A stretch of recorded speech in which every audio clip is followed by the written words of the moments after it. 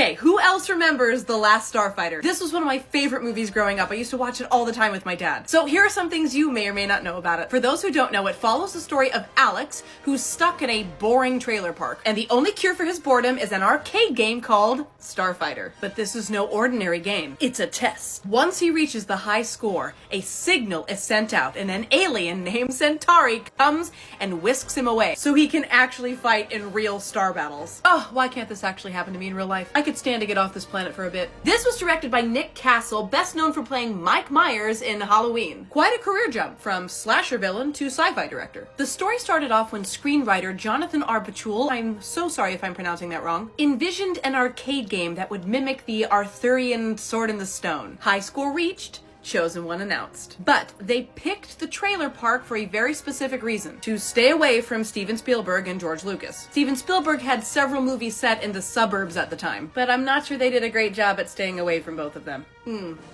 This is The Last Starfighter. That's Star Wars.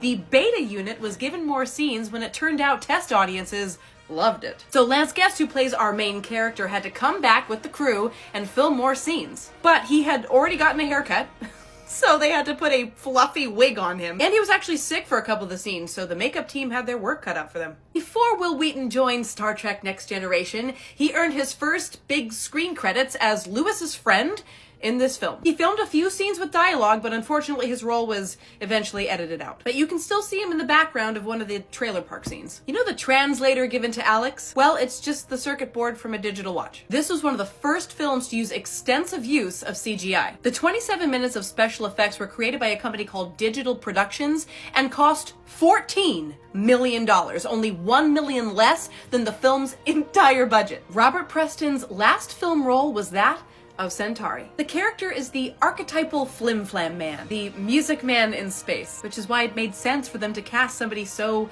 theatrical. Some of the visuals may be dated, but it's still such a good time, and I am very apprehensive for them to even consider remaking this. This movie is so fun. Go watch it. What's your favorite part? Tell me in the comments. Like and follow for more.